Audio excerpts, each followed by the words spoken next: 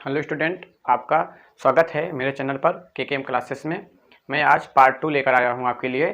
तो प्रश्नावली 1 पॉइंट का तो आपको सवाल स्क्रीन पर दिख रहा होगा। सवाल क्या है, कह रहा है कि जांच कीजिए, ठीक है, क्या किसी प्राकृतिक संख्या n के लिए 6 पावर n अंक 0 पर क्या होती है, समाप्त होगी कि नहीं। ठीक है, तो हम लोग देखते हैं क्या है। देखो, यदि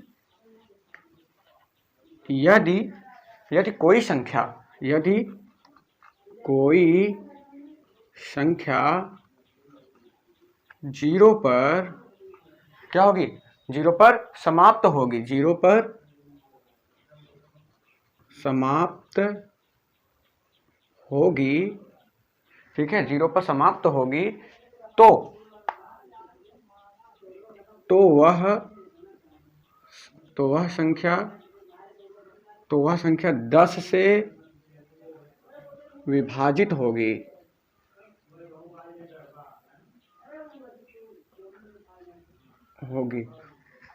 या दूसरे शब्दों में बोलें, दूसरे शब्दों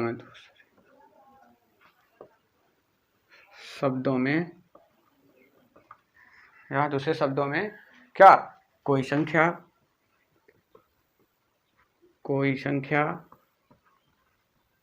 0 पर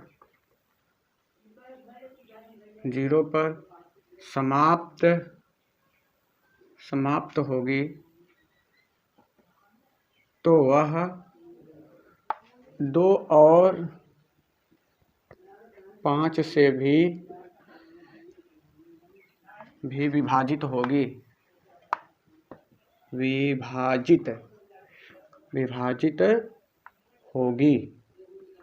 ठीक है, थोड़ा सा इसको समझिए। क्या कह रहा है कि यदि कोई संख्या 0 पर समाप्त होगी तो वह संख्या क्या होगी, 10 से विभाजित होगी। ठीक है, जैसे कहने की 20, अब 20 से देखो, क्या 20 से कौन संख्या विभाजित होगी, 2 गुणे कितना हो, 4 पंजे 4 से भी कट जाएगा, 5 से भी, 5 चौके 20, देखो 5 से भी विभाजित हो गई ना, तो वह संख्या 2 और 5 से भी विभाजित होगी और 10 से भी विभाजित हो जाएगी। ठीक है, इसका अर्थ समझिएगा। या दूसरे शब्दों में बोलेंगे, कोई संख्या 0 पर समाप्त होगी, वह 2 और 5 से भी विभाजित होगी। क्योंकि दिखते हैं, क्योंकि 10 बराबर 2 गुणे 5। देखो, इसके स्थान पे, इकाई के स्थान पे क्या है, 0 है, तो यह 2 और 5 से क्या है, विभाजित है, और 10 स्वयं से विभाजित हो सकता है। ठीक है, 6 के पावर n का, ठीक है, 6 के पावर n का क्या लिखेंगे, अभाज्य गुणनखंड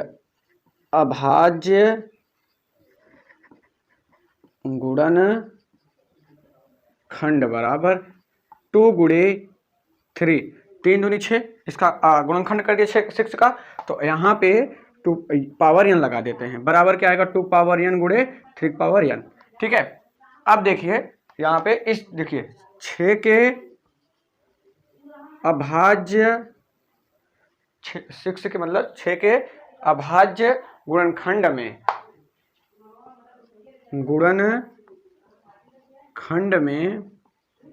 5 नहीं है, अतः इसीलिए क्या करेंगे, इसीलिए या अतः करके लिख लेते हैं, अतः किसी भी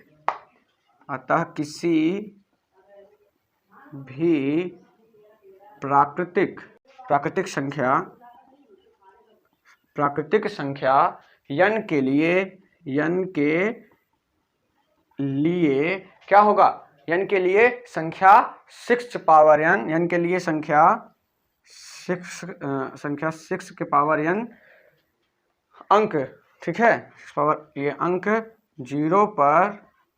0 पर समाप्त नहीं होगा। ठीक है, तो दोस्त आप लोगों को समझ में आया होगा। ठीक है, तो आप लोग इसको स्क्रीनशॉट ले लीजिए। बहुत अच्छा सवाल है, थोड़ा बहुत लिखना है इसमें और कुछ नहीं, आप डायरेक्ट ही बता सकते हैं। वह संख्या जो इकाई के स्थान पे क्या हो, 0 हो, वह संख्या 10 से विभाजित हो जाएगी, और ऐसे आप लिख सकते हैं। फिर उसके बाद यहाँ 6 पावर n का अभाज्य गुणनखंड 2 गुणे 3 का पावर n, तो 2 पावर n गुणे 3 पावर n। 6 के अभाज्य गुणनखंड में 5 है ही नहीं है, जैसे यहाँ पे 5 दिख रहा है, तो है नहीं, इसलिए क्या है कि किसी भी प्राकृतिक संख्या n के लिए संख्या 6 पावर n अंक 0 पर समाप्त नहीं होगा। तो आप लोग जल्दी से इसको नोट करिए और स्क्रीनशॉट ले लीजिए। ठीक,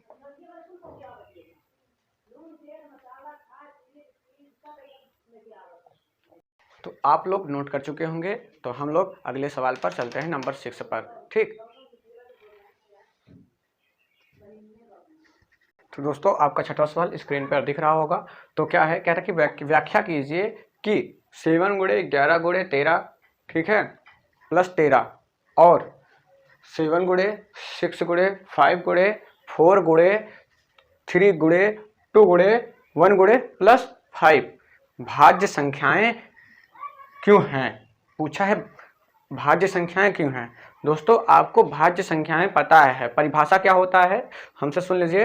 तो परिभाषा यही होता है, भाज्य संख्या वह संख्या जो एक से और स्वयं से भी और दूसरे संख्या से भी कट जाए उसे क्या बोलते हैं, भाज्य संख्या बोलते हैं। और अभाज्य संख्या उसे कहते हैं जो एक से कटे और स्वयं से कटे और अन्य किसी भी संख्या से ना कटे, उसे क्या कहेंगे, अभाज्य संख्या कहेंगे। ठीक है, तो चलिए तो हम लोग सवाल पे को लगाते हैं।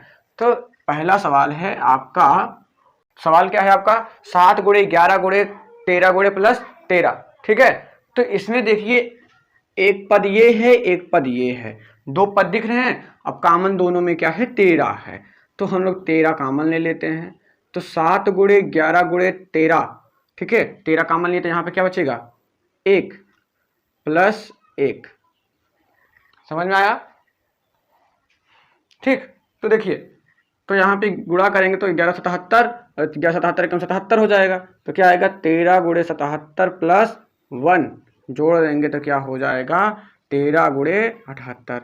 अब इसमें देखिए यह स्वयं से कटेगा 13, बट जो दूसरी संख्या है, सॉरी 17 लिख दिया, 78 लिखेंगे, गलत हो गया, सॉरी 78 लिखेंगे यहाँ पे। तो 13 जो है यहाँ पे 78 है, 78 देखो 2 से भी कटेगी, स्वयं से भी कटेगा, इसलिए यह क्या है, अभाज्य संख्या है। यही पूछा था आपसे लिए, अभाज्य संख्या। तो दूसरा सवाल आप देख लीजिए, इसी प्रकार सेम इसी प्रकार है। तो दूसरा सवाल तो क्या है, 6 गुणे 7 गुणे 6 गुणे 5 गुणे, ठीक है, और इसके बाद 4 गुणे 3 गुणे 2 गुणे 1 गुणे प्लस 1।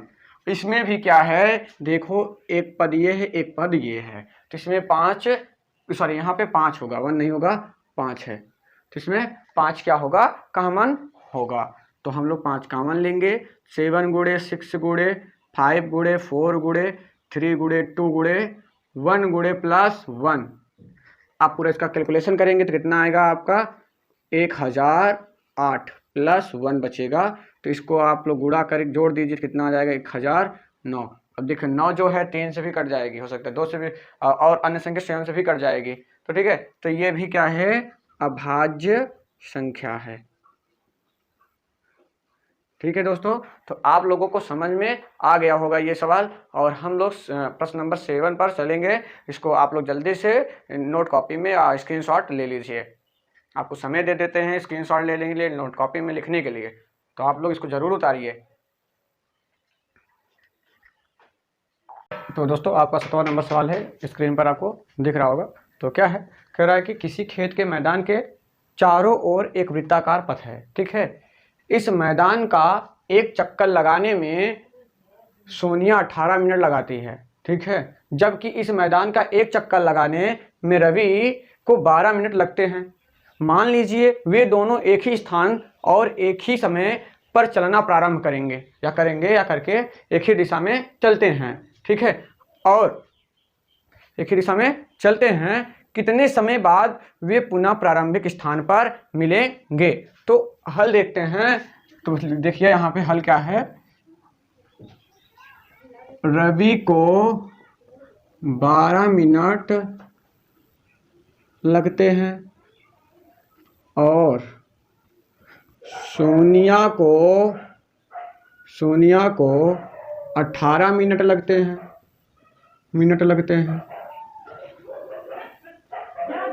18 मिनट लगते हैं, ठीक है। एक समय बाद एक समय बाद दोनों अपनी प्रारंभिक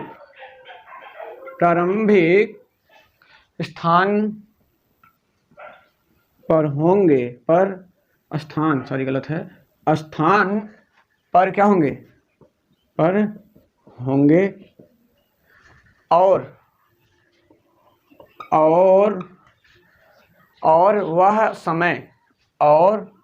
वह समय 12 और 18 का एलसीएम होगा। तो 12 और 18 का एलसीएम होगा, तो हम 18 और 12 का एलसीएम निकाल लेते हैं।